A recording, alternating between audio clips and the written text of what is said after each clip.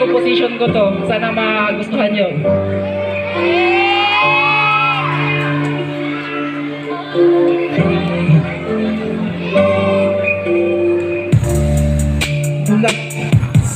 Pisikal at buhay sa mundo, dito tayo'y natuto. Ito ang nagturo kung paano natin pagkakalagaan mga bagay-bagay na bumabalot sa ating kapaligiran.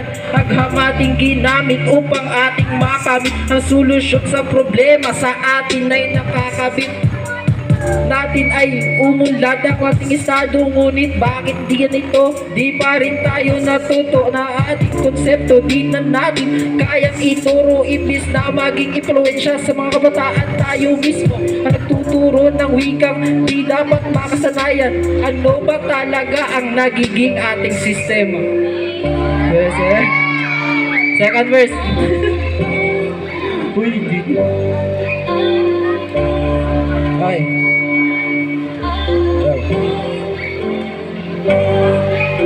Inaaral natin ang mga salitang pandayo, kaya sarili nating wika din na tayo natututo. Iba't ibang wika ang gusto nating matutunan, kaya sarili nating wika ay laging natatabunan.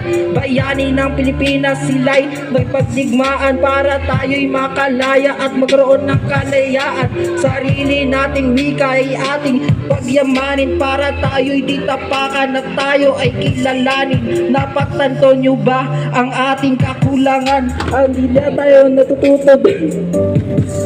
Wikang Pilipino ang ating naging pundasyon. Hindi tayo nakilala dahil sa ating mga aksyon. Tayo ay Pilipino, may matatag na pundasyon. Wika natin ay mahal.